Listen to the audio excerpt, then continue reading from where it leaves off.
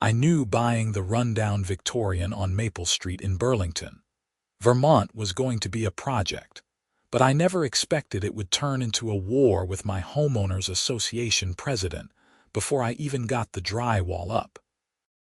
The house had been sitting vacant for 3 years when I found it, a 1890s beauty with good bones hidden under decades of neglect.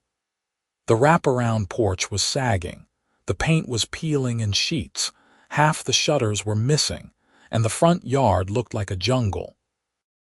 But when I walked through those creaky doors for the first time, I saw past all of that. I saw the original hardwood floors beneath the stained carpet, the ornate crown molding under layers of paint, the massive windows that would flood the rooms with natural light once I cleaned them. Most importantly, I saw an opportunity to create something beautiful while staying within my budget as a freelance architectural photographer. I closed on the property in early March, excited to start what I knew would be at least a year-long renovation. The first week, I focused on cleanup, hauling out decades of accumulated junk, ripping up old carpets and clearing the overgrown yard. I was out front on a Tuesday morning, sweaty and covered in dirt, loading broken furniture into a rented dumpster when a silver Lexus pulled up to the curb. A woman in her mid-50s stepped out, wearing pressed khakis and a polo shirt with an embroidered logo I could not quite make out. Her blonde hair was cut in that specific angular bob that seemed to be the unofficial uniform of suburban authority figures everywhere.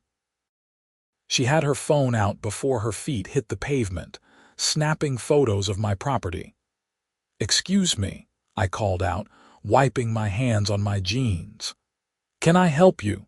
She lowered her phone and fixed me with a look that could have frozen Lake Champlain in July.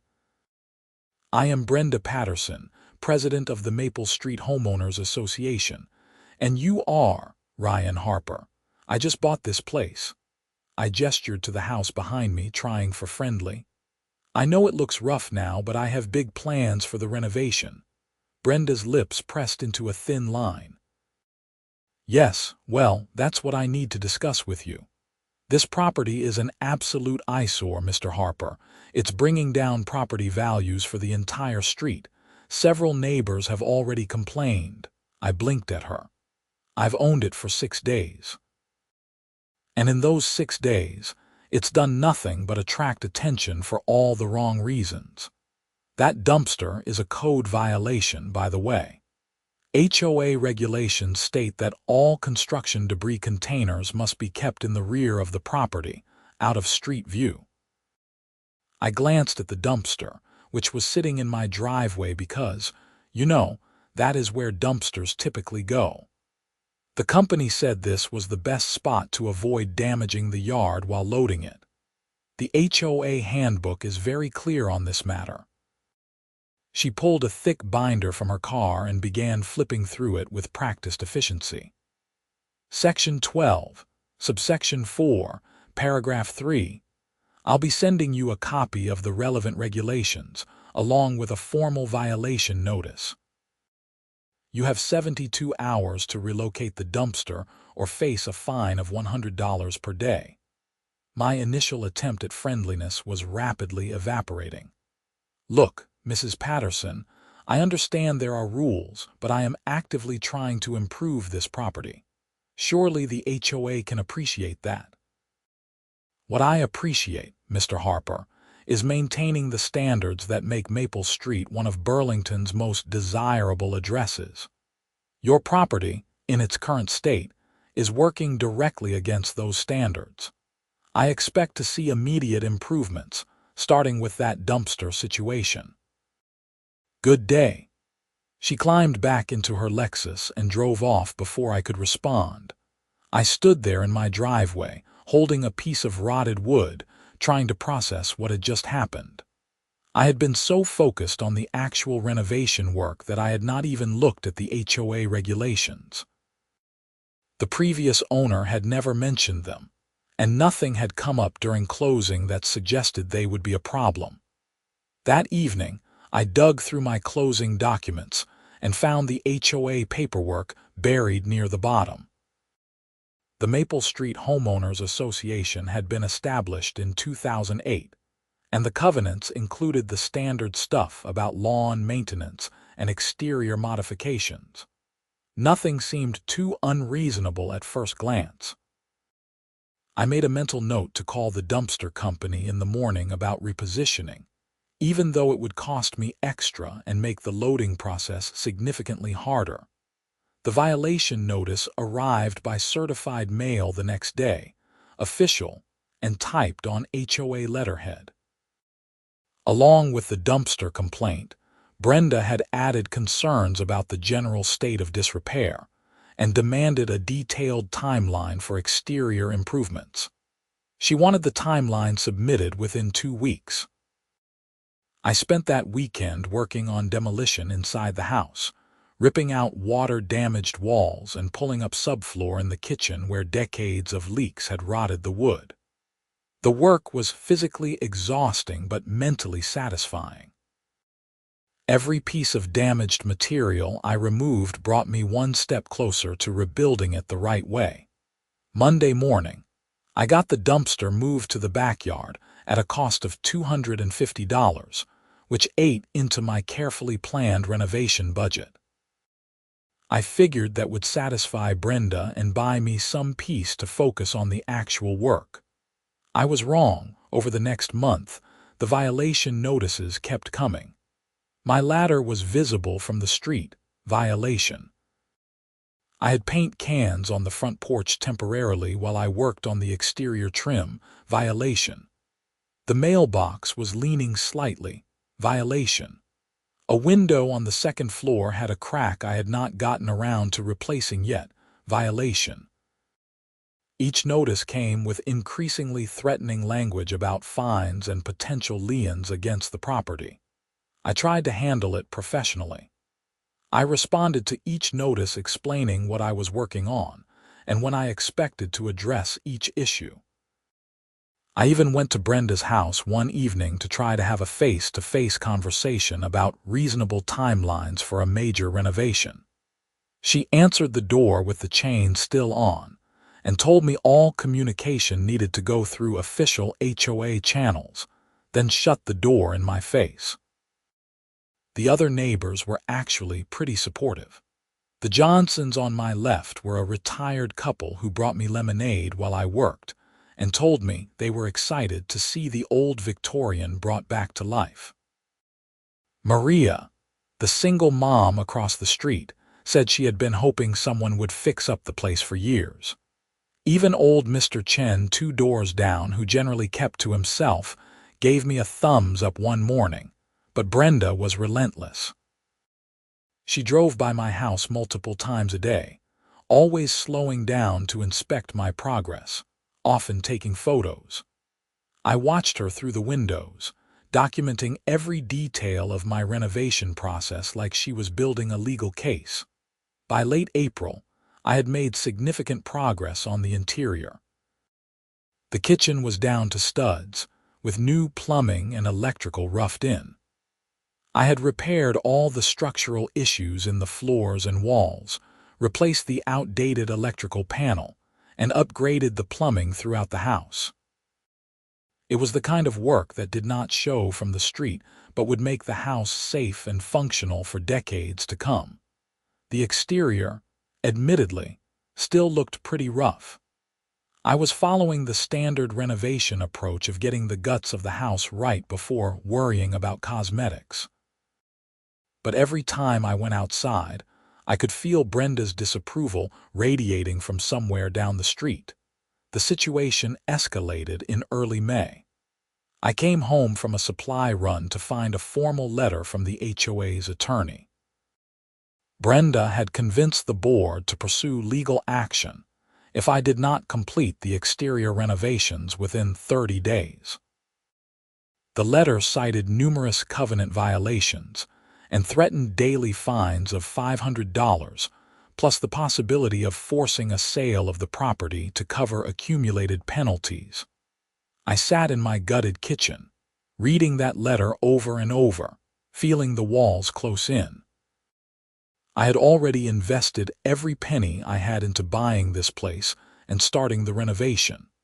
I could not afford an attorney to fight the HOA, and I definitely could not afford $500 a day fines. But I also could not complete the entire exterior renovation in 30 days, not if I wanted to do it right.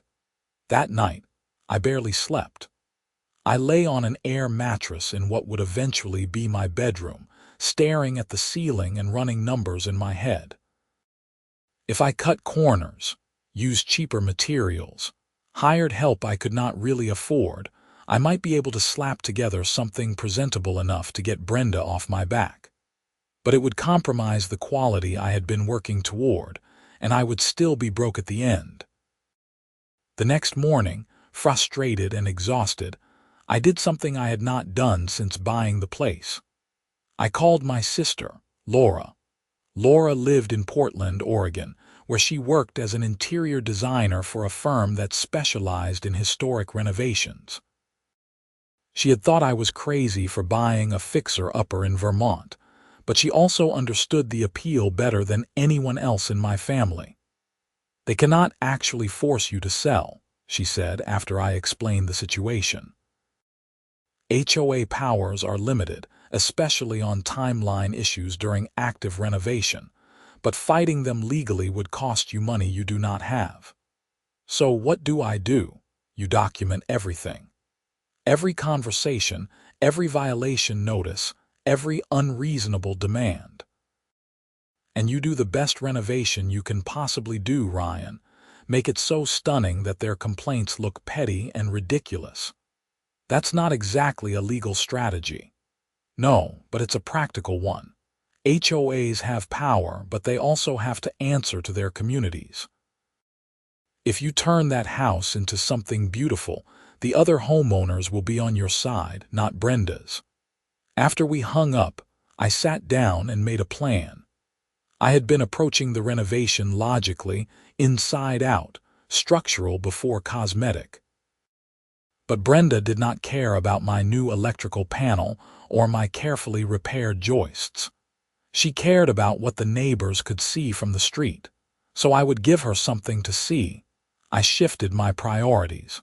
The interior work could wait a few weeks. I spent the next month focused entirely on the exterior. I started with the porch, replacing rotted boards and rebuilding the sections that had sagged. I worked from dawn until dark, fueled by coffee and stubborn determination. The original porch had these beautiful turned spindles in the railings, but most were damaged or missing. I found a local woodworker who could replicate them using one of the intact originals as a template.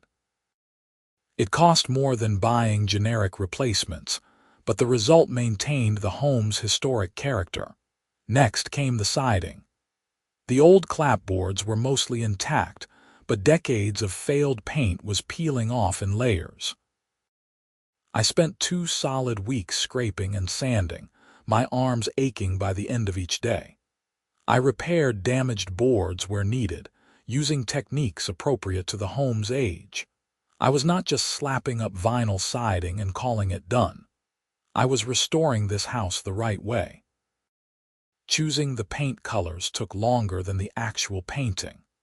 I wanted something that honored the Victorian era without looking like a garish painted lady. I finally settled on a sophisticated combination of deep charcoal for the main body, crisp white for the trim, and a warm sage green for the accent details. The paint alone cost nearly $3,000, but I bought the highest quality exterior paint I could find because I was only doing this once. While the primer dried, I tackled the windows. The original windows were all single-pane wood, drafty and inefficient, but they had beautiful old glass and original hardware. I carefully removed each sash, had the glass reset where needed, replaced broken panes with period-appropriate wavy glass I found from a salvage company, stripped and repainted the frames, and installed proper weather stripping. It would have been easier and cheaper to replace them with vinyl, but that would have destroyed the home's character. Throughout all of this, Brenda continued her surveillance. But I noticed a change in the other neighbors. People started stopping to watch me work, asking questions about what I was doing. The Johnsons brought me iced tea and told me the house had not looked this good in 30 years. Maria's kids drew pictures of the house and stuck them to my door with a note saying they loved the colors. I finished painting in mid-June, working around rainstorms and Vermont's unpredictable weather. When I finally stepped back to look at the completed exterior, I felt a surge of pride that made every aching muscle worth it. The house looked incredible. The dark charcoal made it stand out from the generic neutral colors that dominated the street, while the crisp white trim highlighted all the Victorian details. The porch looked like something from a historic homes magazine. I had met the 30-day deadline Brenda's lawyer had given me. Barely, but I had done it. The next morning, I found another notice from the HOA on my door. The paint colors were too dark and not in keeping with neighborhood aesthetics. Brenda wanted me to repaint. I actually laughed when I read it, a slightly hysterical sound that probably concerned the mail carrier walking by. This was insane.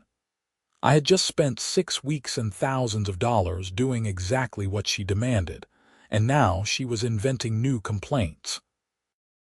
I went back inside and started taking photos of the house, detailed shots from every angle.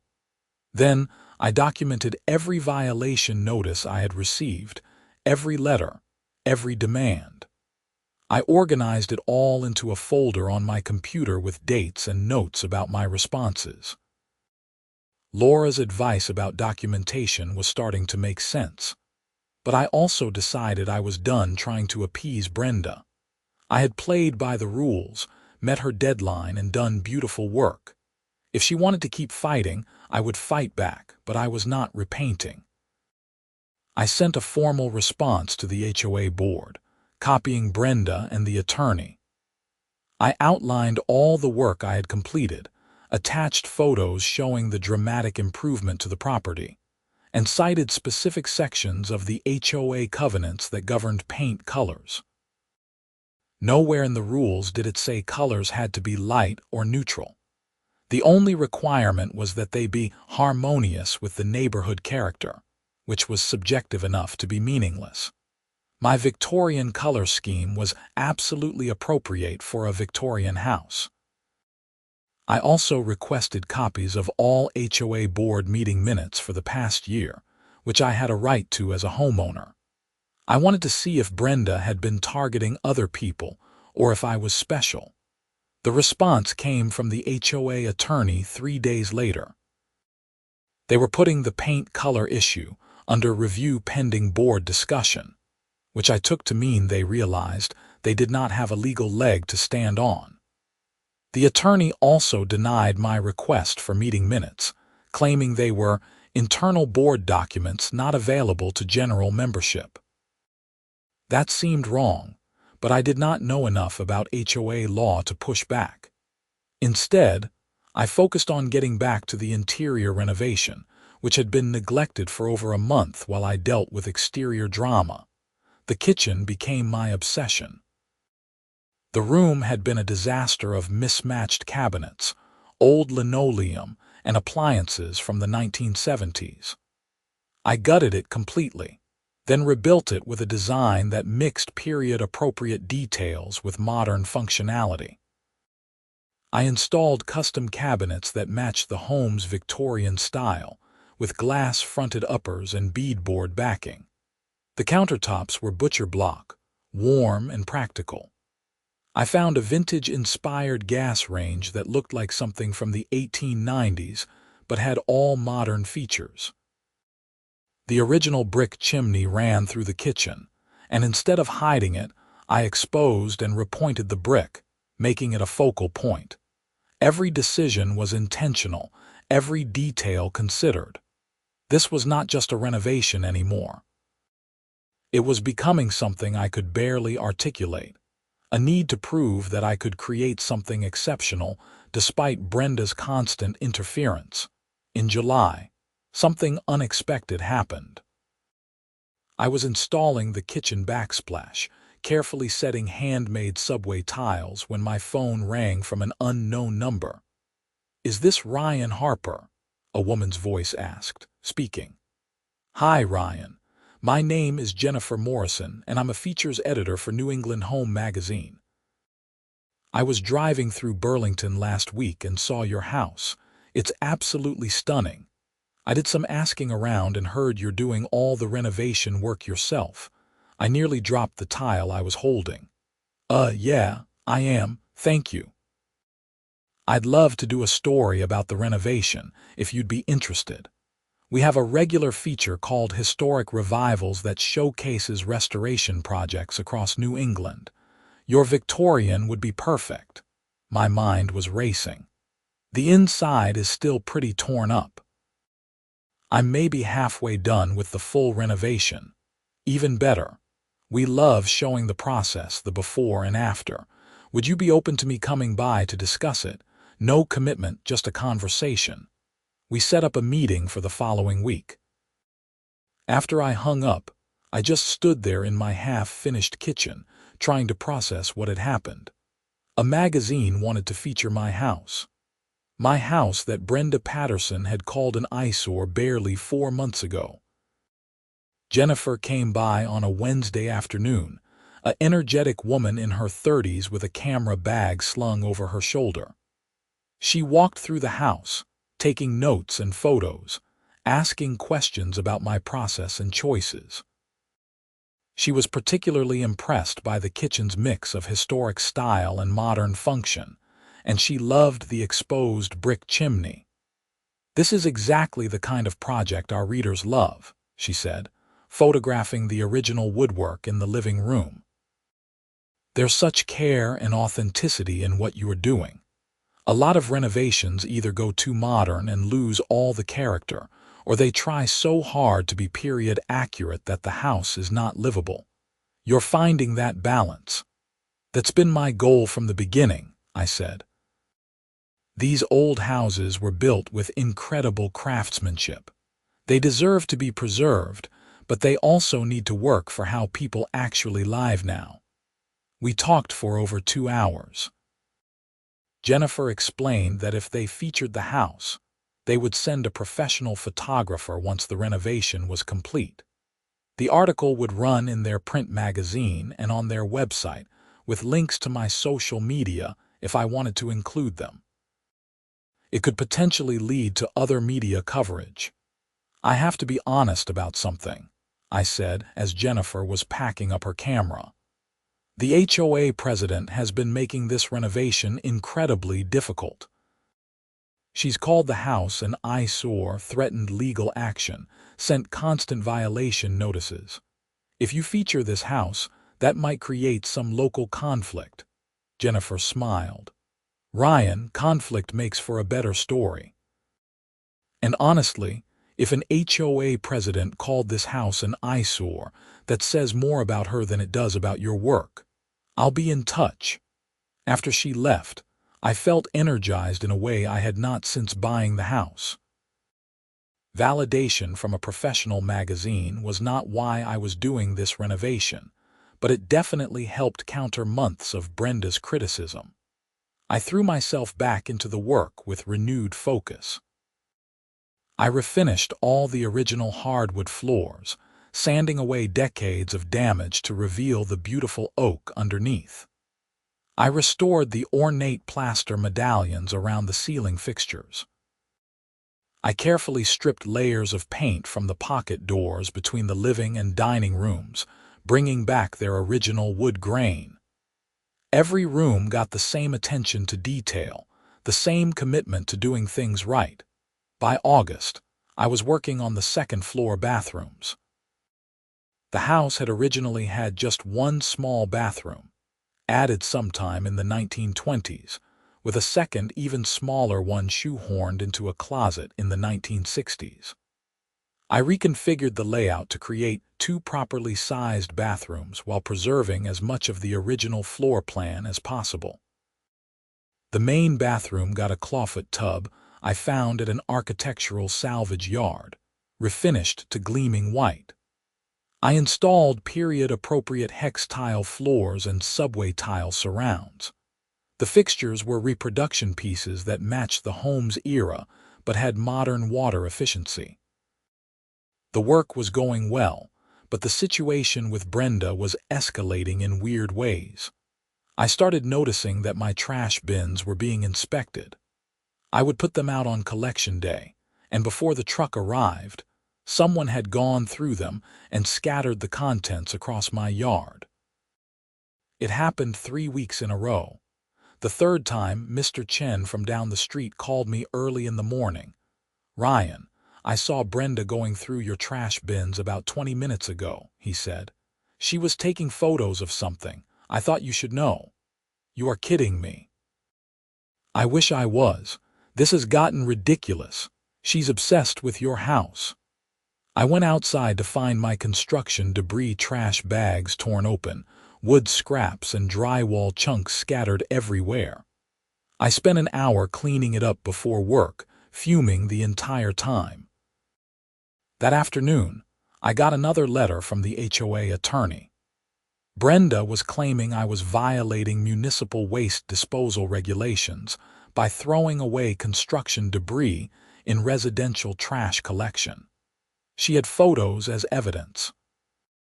I called the Burlington Waste Management Department and confirmed what I already knew. Small amounts of construction debris were fine in regular trash, as long as it was bagged and under the weight limit. What I was disposing of was completely legal.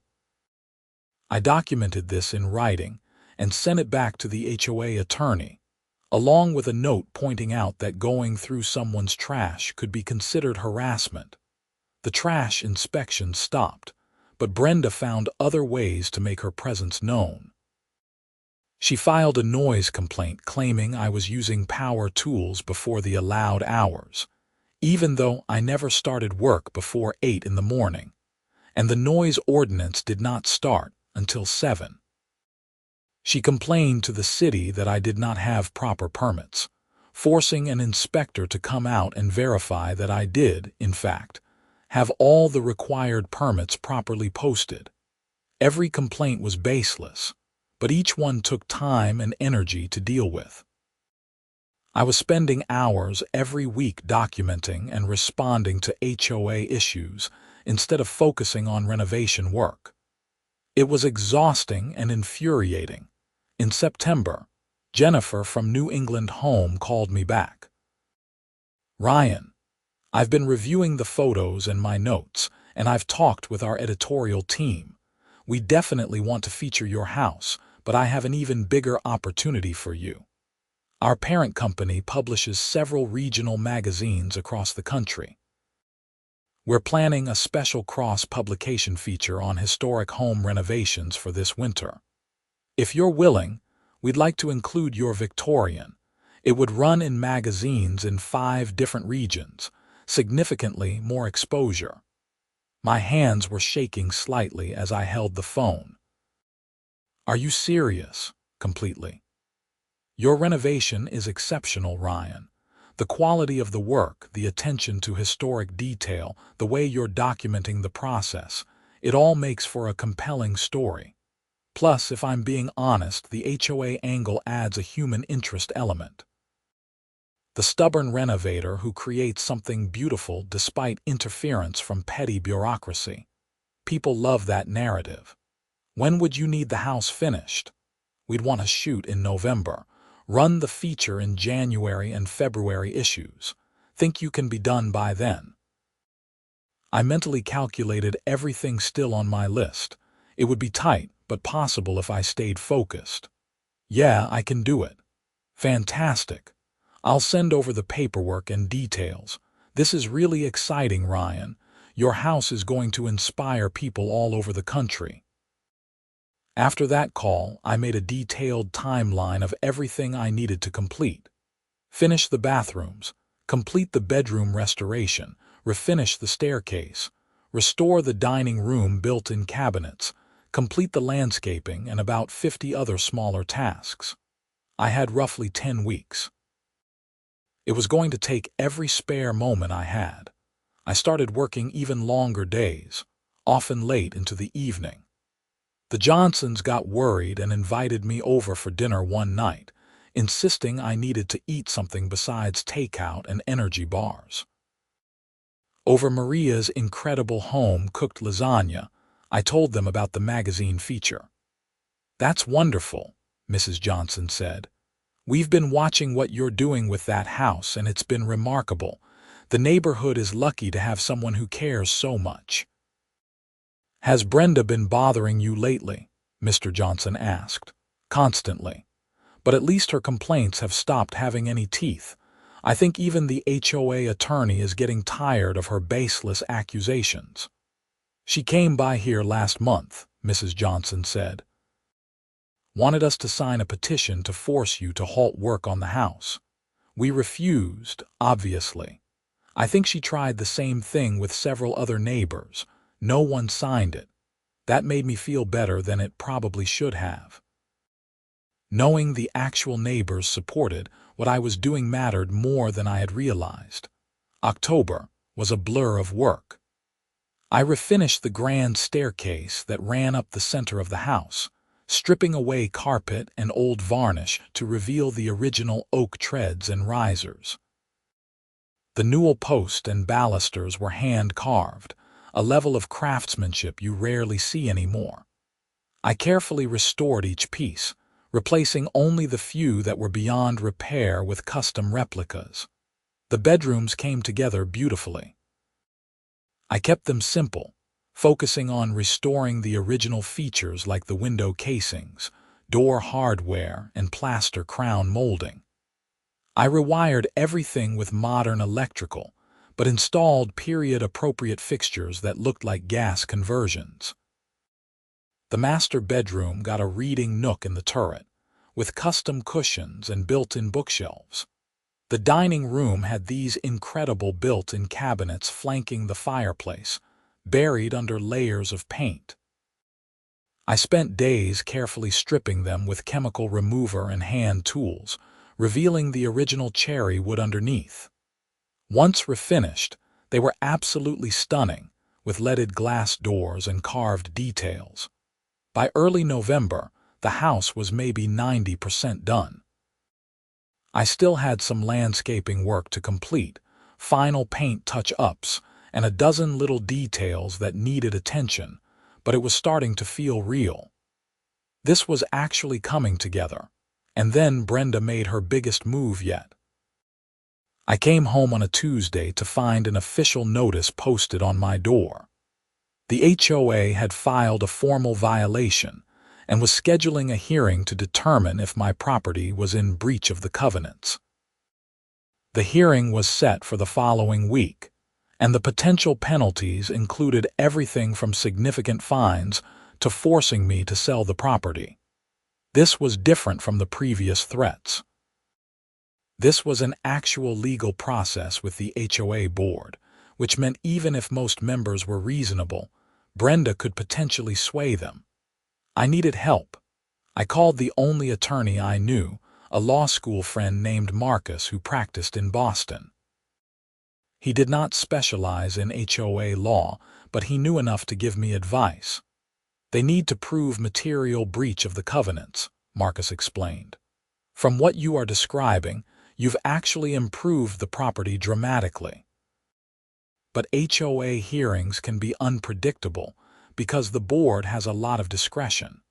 You need to present your case clearly and bring evidence of all the improvements you've made." "What kind of evidence?" "Photos, documentation of the work, testimony from other neighbors if possible. Make it impossible for them to reasonably claim you're hurting the neighborhood. And Ryan, be prepared for this to get uglier before it gets better. If the board sides with you, Brenda will probably escalate further." I spent the next few days preparing. I created a presentation showing before and after photos of every part of the house. I documented all the work I had done, including the significant structural and systems improvements that had brought the house up to current building codes. I got written statements from 3 neighbors saying they supported the renovation and believed it improved the neighborhood.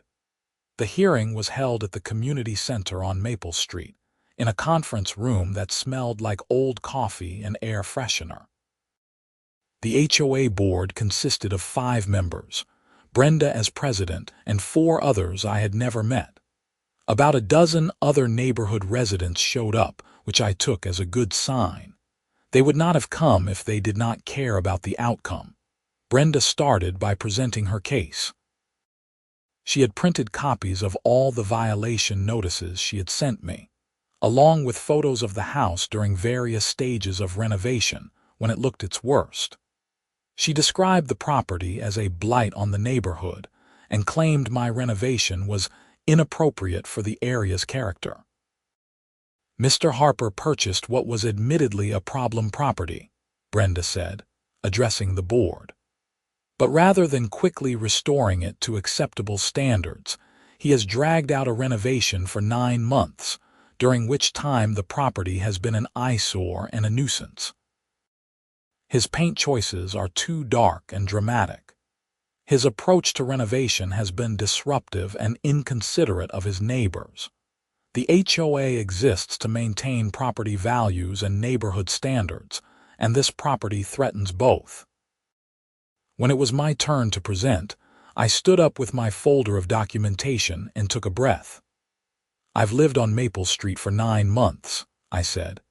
"In that time, I've taken a house that was genuinely falling apart and restored it to not just good condition, but exceptional condition.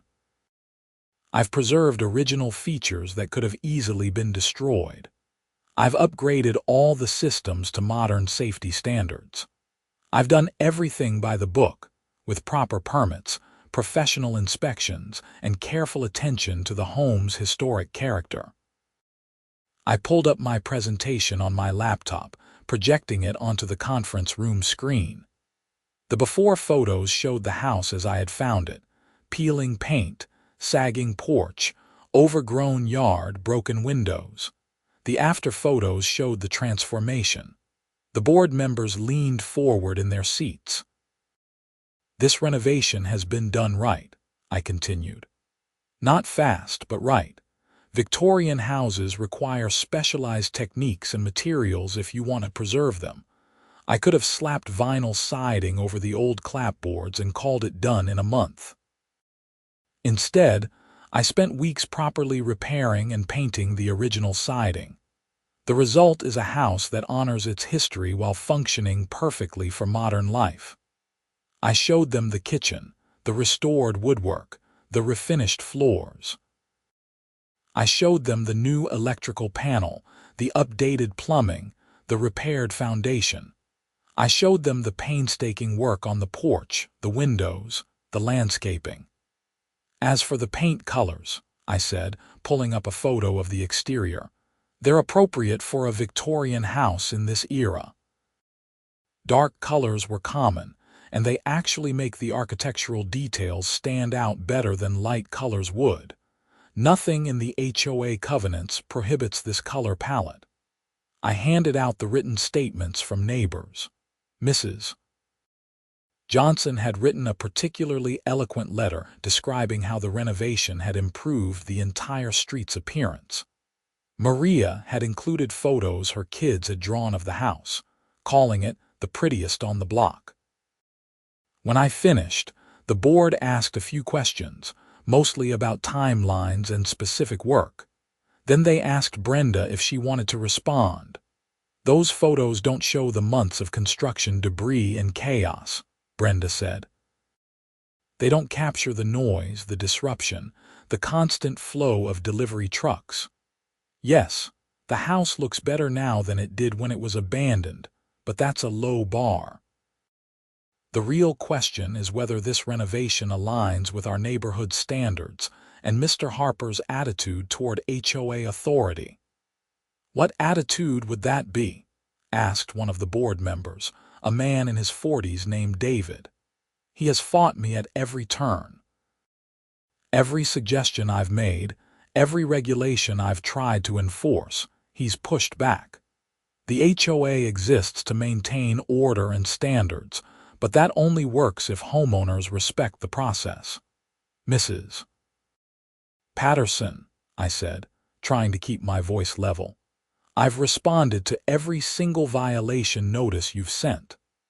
I've provided documentation showing that most of your complaints were either not actually violations or were temporary conditions during active construction. I've met every legal requirement and timeline. What I have not done is let you dictate how I renovate my house beyond what the actual covenants require." The room was quiet for a moment. Then David spoke up again. "I drove by the property before this meeting," he said. "The house looks beautiful. Honestly, it's one of the nicest on the street. I'm having trouble seeing how this violates our covenants." Another board member, an older woman named Susan, nodded. "I've lived in this neighborhood for 20 years. That Victorian has been an eyesore for at least the last 5. What Mr. Harper has done is exactly what we should want. He's restored a historic home instead of tearing it down or covering it in vinyl." Brenda's face was getting red. "This is not about the current state of the house. This is about establishing that HOA members cannot simply ignore our processes and regulations." "But he did not ignore them," David said. "He responded to everything, provided documentation, followed the actual rules. It seems like the issue is that he did not follow your personal preferences, which is different." The board deliberated for about 15 minutes in a side room while the rest of us waited. When they came back, David spoke for the group. "The board has reviewed the evidence and testimony. We find no material breach of the HOA covenants. The property has been significantly improved, all work has been done with proper permits, and the renovation aligns with appropriate standards for a historic home. The violation notice is dismissed. Mr. Harper, thank you for the care you've taken with your property." Relief flooded through me, so intense I felt lightheaded. Several neighbors clapped. Brenda looked like she had been slapped. As people filed out, Mrs. Johnson gave me a hug. "We're so glad this worked out," she said. "You deserved better treatment from the start." I looked over at Brenda, who was gathering her papers with sharp, angry movements. Our eyes met for a moment, and what I saw there was not defeat. It was determination. This was not over. The professional photo shoot for the magazine happened 2 weeks later, in late November. The photographer, a guy named Tom who had shot features for New England Home for years, spent an entire day at the house. He brought lighting equipment, different lenses, and an eye for detail that matched my own. "This is some seriously good work," Tom said as he photographed the kitchen. "The fact that you did this mostly yourself is incredible. These cabinet details alone would cost a fortune if you hired someone." We shot every room, every angle, capturing all the details I had worked so hard to get right. Tom took exterior shots at different times of day to get the best lighting. He photographed the before images I had taken alongside the finished spaces. He even got some shots of me working on final touches, which felt weirdly vulnerable. Jennifer came along for part of the shoot to finalize the article details. "I've already had interest from 2 other publications," she told me. "A historic preservation journal wants to interview you, and a home renovation blog with a huge following asked if you'd do a guest post about your process. This story is resonating." "The story hasn't even run yet," I pointed out. "Word travels fast in the industry. People are excited about authentic restoration work done this well on a realistic budget. You're not a house flipper trying to maximize profit. You're a homeowner who genuinely cares about preservation. That's a narrative people are hungry for. After the shoot wrapped, I spent a few days finishing the last details.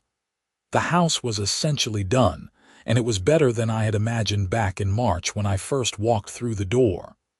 Every room felt right, balanced between historic character and modern comfort. The house felt alive again in a way it probably had not for decades. December was quiet. I actually got to live in my house instead of constantly working on it. I decorated for the holidays, putting lights on the porch and a wreath on the door. The Victorian looked like something from a Christmas card, especially with Vermont snow starting to dust the roof and yard. Brenda kept her distance, but I noticed her driving by more frequently again, always slowing down to look at the house. I wondered what she thought seeing it fully finished, knowing that the board had sided with me. I hoped she might eventually let it go, but I was not optimistic. The magazine feature was scheduled to run in January. Jennifer sent me advance copies just after New Year, and I sat in my living room holding the glossy pages, trying to process seeing my house featured so prominently. The photos were stunning. Tom had captured every detail perfectly. The article told the whole story, including the HOA conflicts, though it referred to Brenda only as a local HOA president who initially called the property an eyesore. Ryan Harper's Victorian restoration proves that with vision, dedication, and respect for historic craftsmanship, even the most neglected houses can be brought back to life. The article concluded. His work stands as an example of renovation done right, honoring the past while embracing the future. The morning the magazine hit stands, my phone started buzzing with notifications. The article was trending on the magazine's website. People were sharing it on social media, commenting about how beautiful the house was, how inspiring the story was. Several local Vermont news sites picked it up, running their own articles about the Burlington Victorian that went from eyesore to magazine feature. By mid-morning, I had friend requests and messages from strangers, other people doing historic renovations asking for advice. A contractor from Boston wanted to know where I sourced some of my materials. A preservation society in Connecticut asked if I would speak at their conference. And then, the national coverage started. A popular morning show segment about home renovation called, asking if I would be interested in being interviewed. A national newspaper wanted to do a follow-up story. The article was being shared in home improvement forums and historic preservation groups across the country. My renovation was going viral. Within a week, my house had been featured in 5 different regional magazines as planned, plus picked up by numerous blogs, websites, and news outlets. The HOA story became a particular focus. People loved the narrative of a dedicated homeowner prevailing against unreasonable opposition. Articles started running with headlines like, HOA called it an eyesore, magazines called it beautiful, and Victorian revival shows HOA Karen was wrong. I got contacted by a local news station in Burlington that wanted to do a segment. They came out with a camera crew, interviewed me in front of the house, and talked to neighbors. Mrs. Johnson told them that HOA president called this house an eyesore, but look at it now. It's the pride of the neighborhood. The segment aired on the evening news, and the online version went viral regionally. By the end of January, my renovation had become a story that transcended home improvement.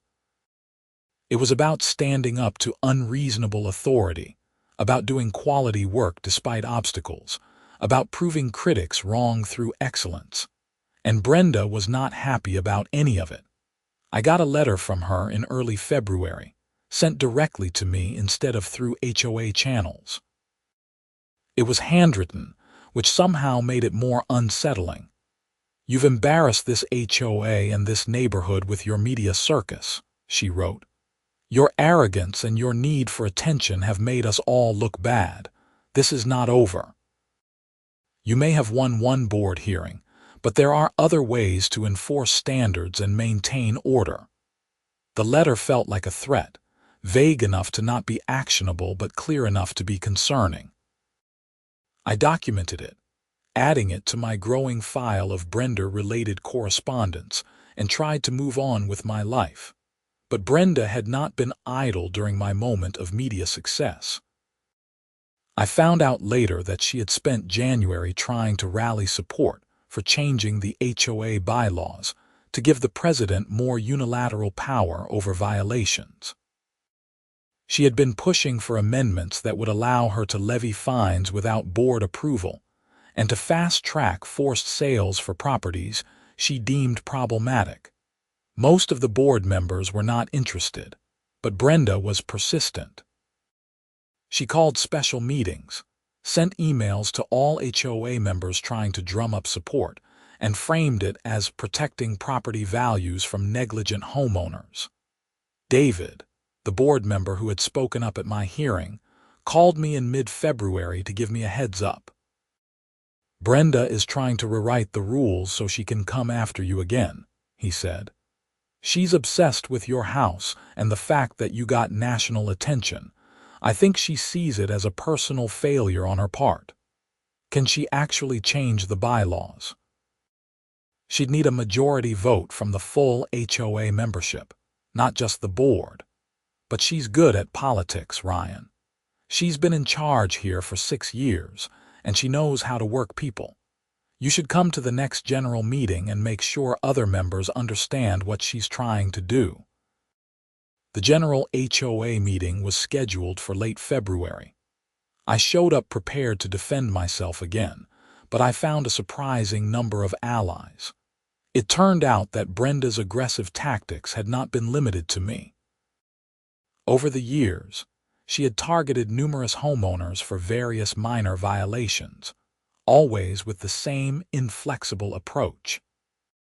A couple named Tom and Linda shared that Brenda had tried to fine them for planting a tree she claimed was not on the approved species list, even though no such list existed in the covenants. A younger guy named Eric said Brenda had reported him to the city for a supposedly illegal deck that turned out to be completely code compliant. The stories kept coming. A pattern of overreach and harassment stretched over years. When Brenda presented her proposed bylaw changes, framing them as necessary to maintain neighborhood standards, multiple people spoke up in opposition. "These changes would give you unchecked power," Linda said. "You've already shown that you're willing to abuse the authority you have. Why would we give you more? The current bylaws work fine when they're applied reasonably," David added. "The problem is not the rules, it's the enforcement." The vote was not even close.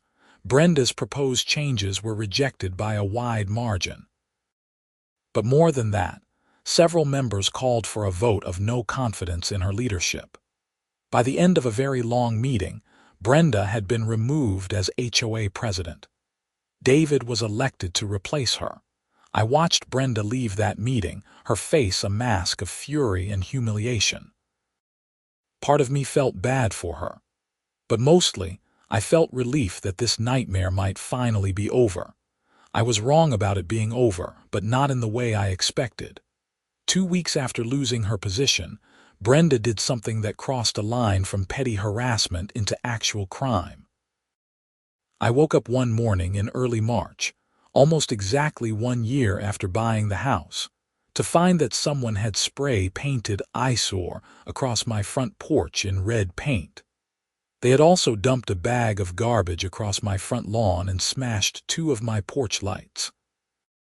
I stood there in my pajamas and jacket, staring at the damage, feeling violated in a way that all the HOA notices had never achieved. This was my home. I had poured everything I had into restoring it, and someone had deliberately vandalized it. I called the police. Burlington's not a huge city, but it's not tiny either, and property crime happens. The officer who responded took photos and a statement, asking if I had any idea who might have done this. I have a pretty good idea, I said, and explained the year-long conflict with Brenda. Has she made any direct threats? The officer asked. I showed him the letter she had sent in February. He photographed it and added it to his report. I'll be honest, Mr. Harper, unless we have clear evidence, it's hard to prove who did this. The letter is concerning, but it's not an explicit threat. Do you have security cameras? I did not, which had been on my list of things to install but had never seemed urgent. The officer suggested I get cameras installed immediately and said they would patrol the area more frequently. He also said I should document everything and call if any other incidents occurred. After he left, I spent the morning cleaning up. The garbage was just annoying and the porch lights were easy to replace. The spray paint was harder. It had soaked into the wood I had spent weeks refinishing. I had to sand down the affected boards and repaint them, undoing hours of work. I installed security cameras that afternoon, covering all sides of the house. Part of me hoped that having visible cameras would deter further incidents. Another part of me hoped they would catch Brenda if she tried anything else. The cameras caught her 3 nights later. I was asleep when my phone buzzed with a motion alert from the security system. I pulled up the camera app and saw a figure in dark clothes approaching my porch carrying something. As they got closer to the motion-activated lights, I got a clear view of Brenda's face. She was carrying a can of paint and a brush, presumably planning to vandalize the house again. The lights must have spooked her because she stopped, looked directly at the camera, and then ran back to a car parked down the street. But I had video of her face, of her carrying paint toward my house at 2 in the morning, and of her license plate as she drove away. I called the police immediately and sent them the footage. This time, there was no ambiguity. The evidence was clear. Officers went to Brenda's house that morning and arrested her. She was charged with attempted vandalism and criminal mischief related to the first incident, once they matched paint from the original vandalism to a can found in her car. She was released on bail but ordered to stay away from my property. The arrest made the local news, and because my house had become somewhat famous, the story got picked up more widely. HOA president arrested for vandalizing home she called Eyesore ran in multiple outlets. The story had everything: drama, crime, and vindication for the underdog. It spread across social media, with people sharing the original magazine articles alongside the news about Brenda's arrest. I got calls from news outlets asking for comment. I kept my statements simple and factual. I'm grateful the police took this seriously, and that there's evidence to support the charges. I hope this brings closure to a very difficult situation.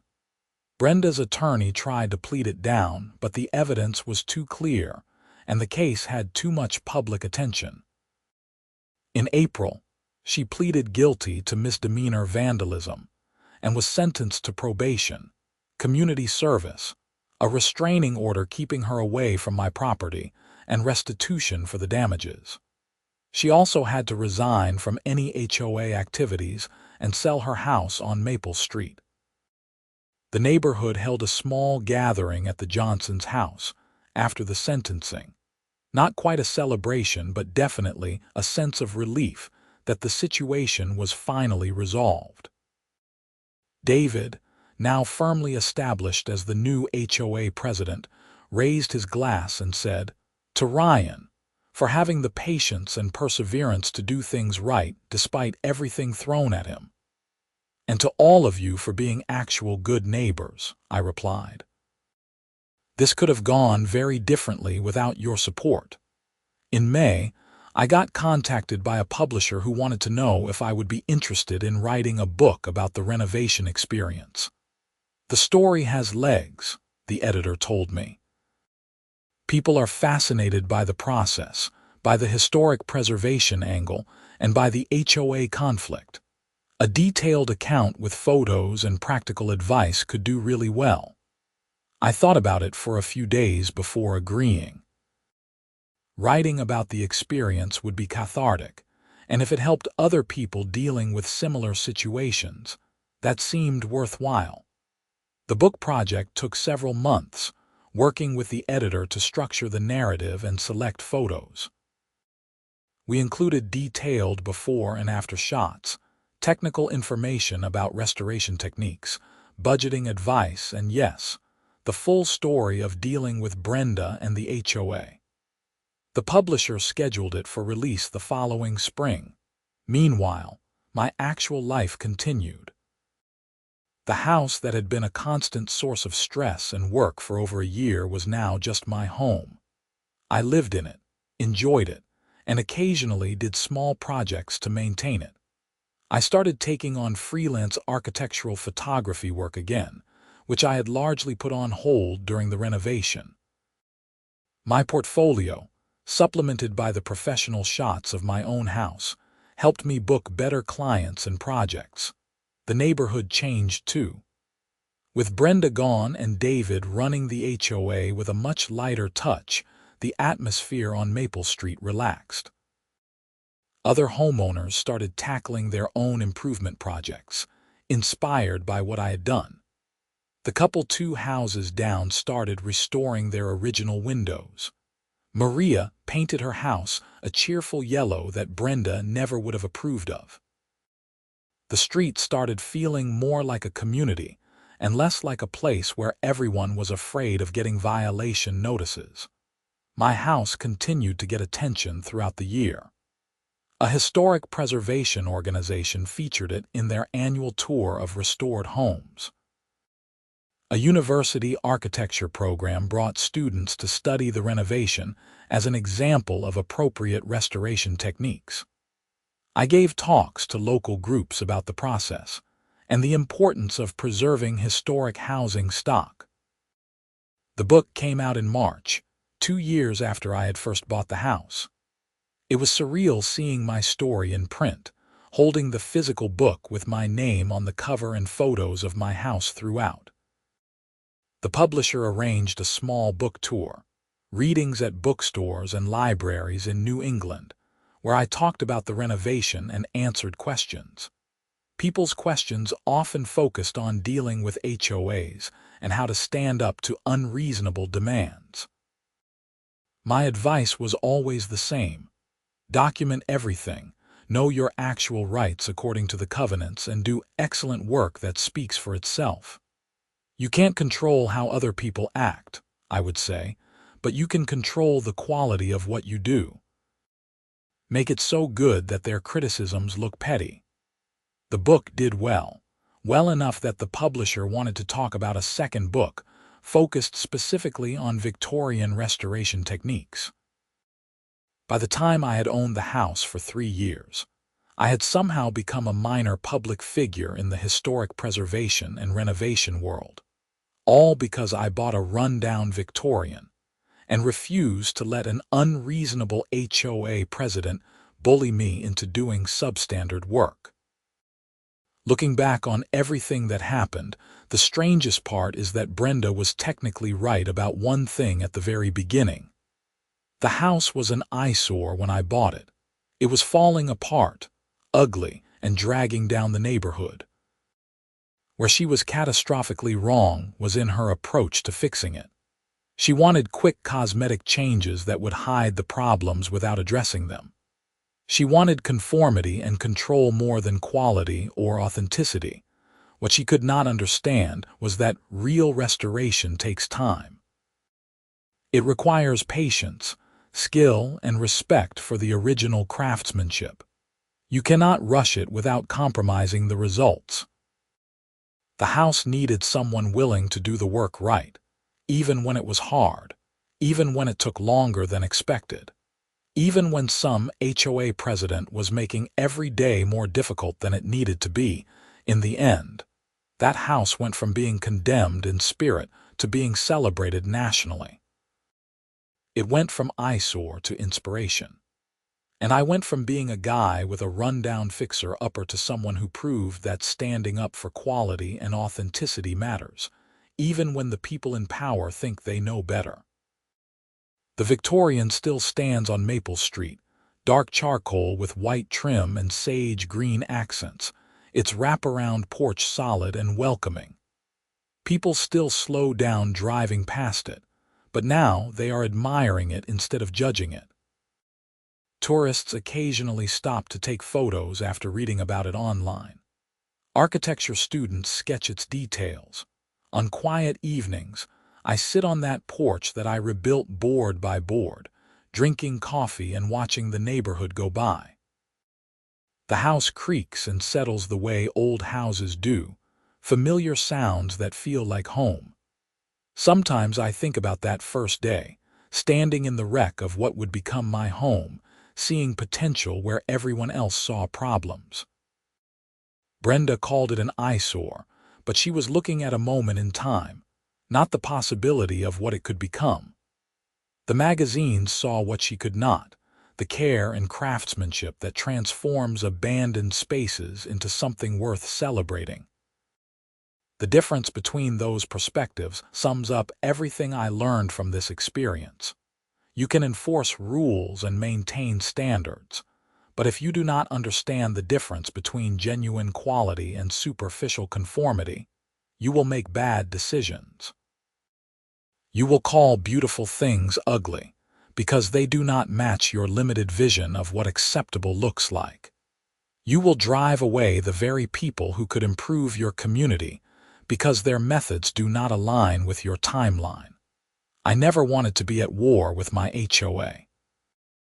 I just wanted to restore an old house the right way. That it turned into a national story about overreach and vindication was never the goal, but maybe it needed to be told.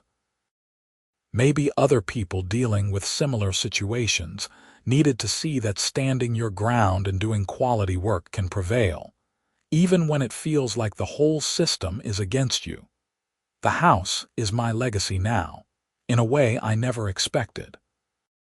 Long after I am gone, that Victorian will still be standing, still showing what is possible when someone cares enough to do things right. That matters more than any magazine feature or book deal, though those were nice validations along the way. And somewhere, maybe Brenda drives by occasionally, sees the house that became famous partially because of her opposition to it, and wonders how things might have gone differently if she had approached the situation with an ounce of flexibility or understanding. Or maybe she still thinks she was right, that the rules matter more than the results. I will never know, and honestly, I do not need to. My house stands as its own answer to every violation notice, every threat, every attempt to force me to compromise quality for convenience. It says, without words, that excellence is worth fighting for, that historic homes deserve to be preserved with care and skill, that communities thrive when they value authenticity over conformity. 3 years after buying a condemned Victorian that everyone called an eyesore, I live in one of the most photographed houses in Burlington, Vermont. It has been featured in magazines across the country, included in architecture textbooks, and visited by preservation groups from multiple states. But more than any of that, it is home.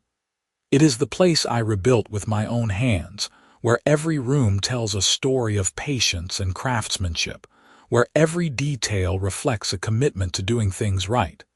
That is what makes all of it worthwhile. Not proving Brenda wrong, though that was satisfying. Not the media attention, though that opened unexpected doors. What makes it worthwhile is walking through my house every day and seeing the results of choosing quality over convenience, authenticity over shortcuts, vision over fear.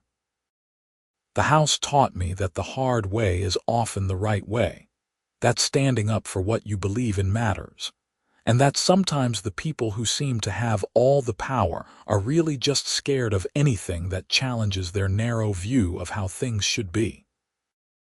It taught me that communities are built by people willing to invest genuine care and effort, not by those who hide behind rules to avoid engaging with complexity. Most importantly, it taught me that transformation is possible. Houses, neighborhoods, situations that seem hopeless, they can all change with enough dedication and vision. You just have to be willing to do the work, stand up to the opposition, and trust that quality will ultimately speak louder than criticism. The Victorian on Maple Street is proof of that. Every time I turn onto my street and see it standing there, beautiful and solid and exactly right, I remember why all of the struggle was worth it. That house went from eyesore to inspiration, not because I cut corners or gave up when things got hard, but because I refused to let anyone convince me to settle for less than it deserved. And now, sitting on this porch on a spring evening, watching the sun set behind the green mountains in the distance, I can say with complete certainty that I made the right choice. The house is everything I hoped it could be, and the story of how it got here is one I will tell for the rest of my life. Not because I am proud of the conflict. Nobody wants to spend a year fighting with their HOA, but because I am proud of what resulted from refusing to compromise on what mattered. That is the real story, not HOA drama or magazine features, though those are part of it. The real story is about one person and one house finding each other at exactly the right time, and what can happen when dedication meets opportunity. The real story is about transformation, perseverance, and the quiet satisfaction of looking at something you built with your own hands and knowing you did it right. The house stands as proof that they were all wrong about it being an eyesore. But more than that, it stands as proof that doing things the right way, with care and patience and respect for craftsmanship, will always produce results worth fighting for. That is the lesson I learned from this whole experience, and it is one I carry with me in everything I do now. The Victorian will stand for another 100 years, maybe more, a testament to what is possible when someone cares enough to do the hard work of preservation. And every person who walks past it, every magazine reader who sees its photos, every student who studies its restoration, they are all seeing the same thing.